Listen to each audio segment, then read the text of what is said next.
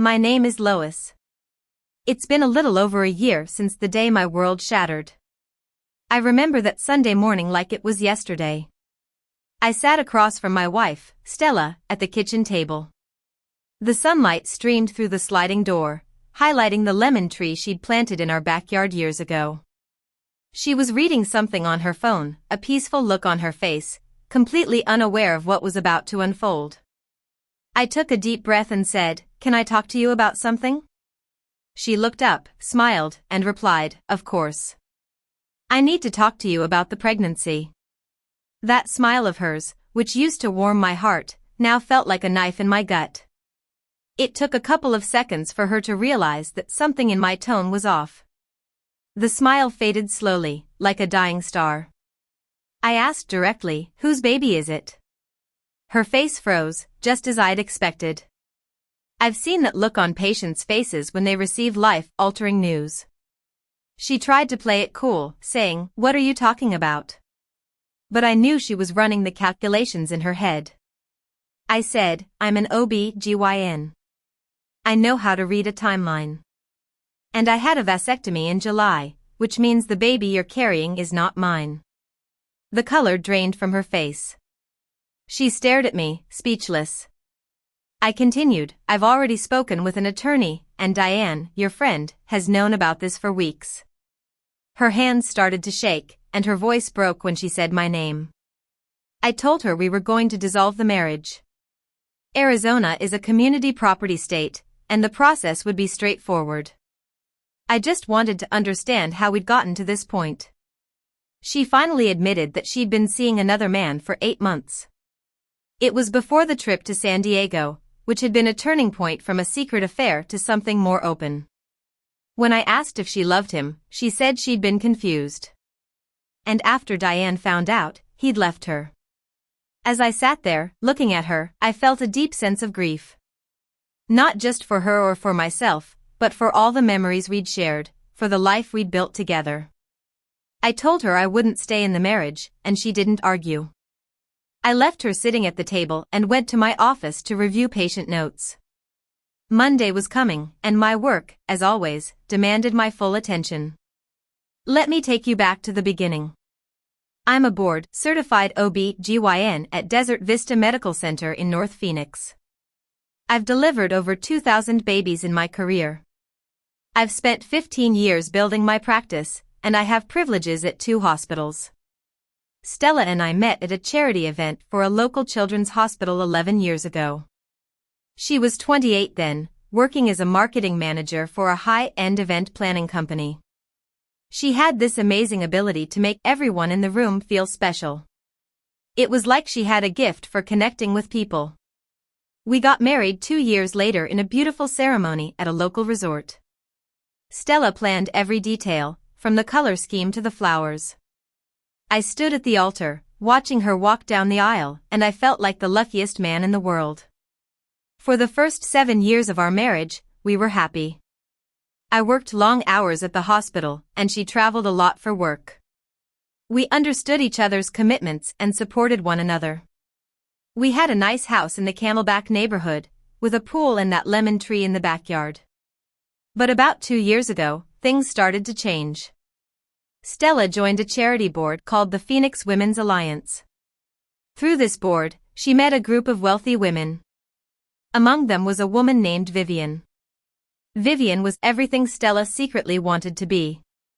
She came from old money, was beautiful, and had a husband, Max, who ran a large real estate development company. Stella adored Vivian, and through her, she started spending more time with Max. I didn't think much of it at first.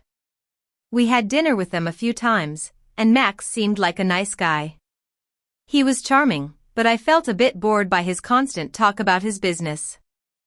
I underestimated what was happening right in front of me. One day, Vivian proposed a girls' trip to Miami. She said it would be a long weekend for a group of 6 women from the charity board, including Stella. The hotel they were going to was a luxury place with all sorts of amenities. Stella was overly excited about it. She talked about it for weeks, showed me the hotel website, and asked if it was okay to buy a new dress for the trip. I told her to have a great time.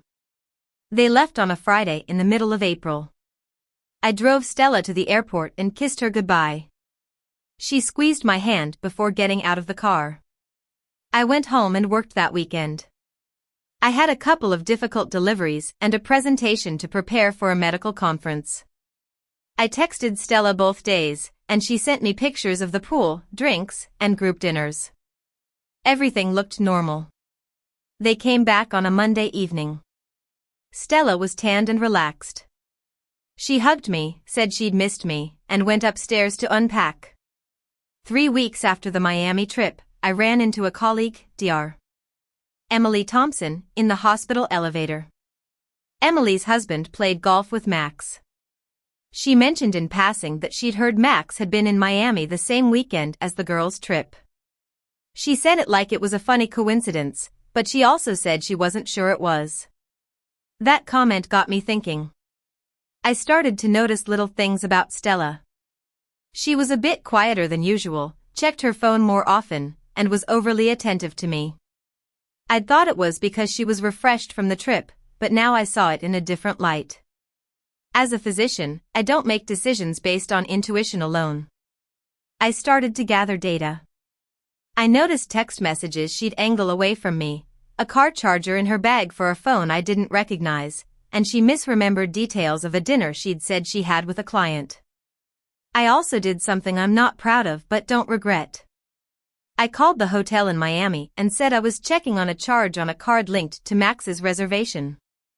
The hotel staff confirmed that the reservation was for a suite that accommodated 2 guests. Max hadn't been alone in Miami. I sat in my car in the hospital parking garage for a long time, processing this information.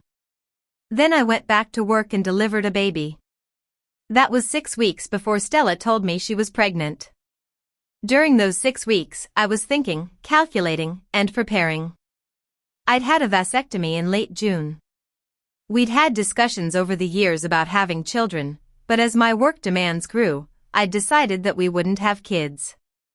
I thought Stella felt the same way, so I hadn't told her about the vasectomy.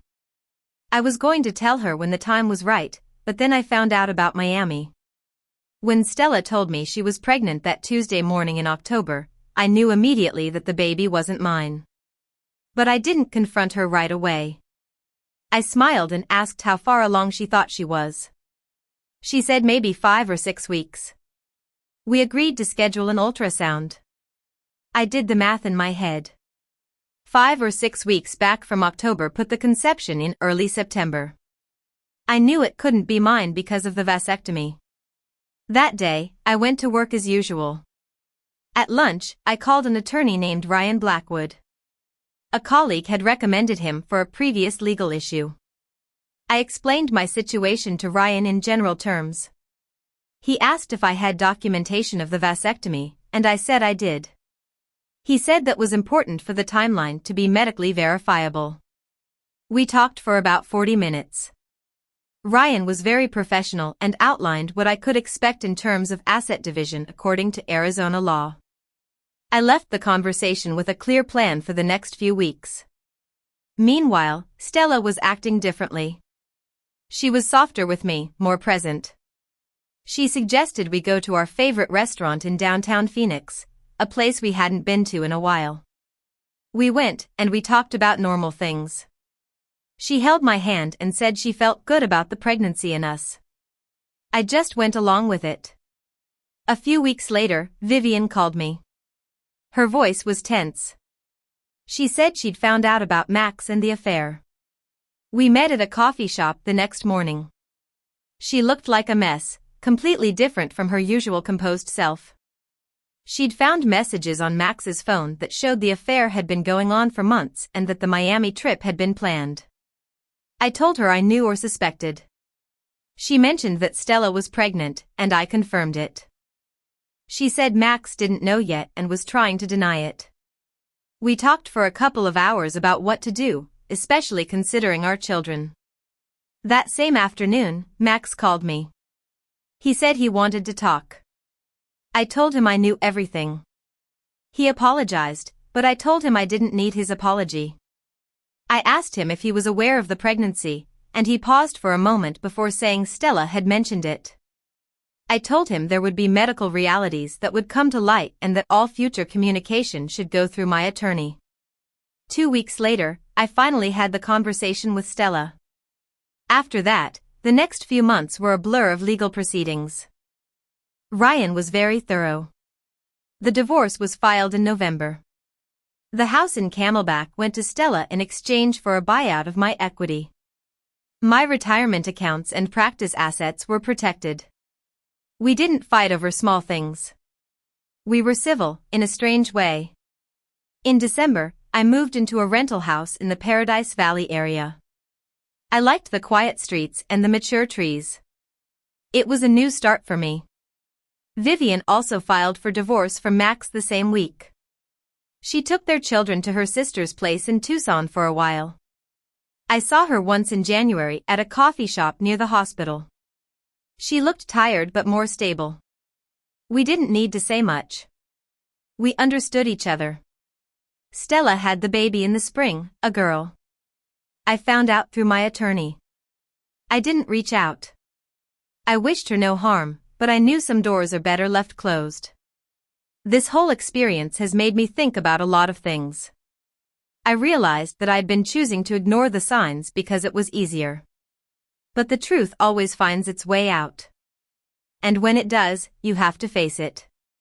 Last month, a young resident, Lisa, came to my office and asked me how I kept going when everything fell apart. I told her that work is what keeps me grounded. It reminds me of who I am, separate from all the chaos in my personal life. On the days when I don't know who I am outside of this mess, I know who I am when I'm with a patient who needs me. And that's enough to get through the day.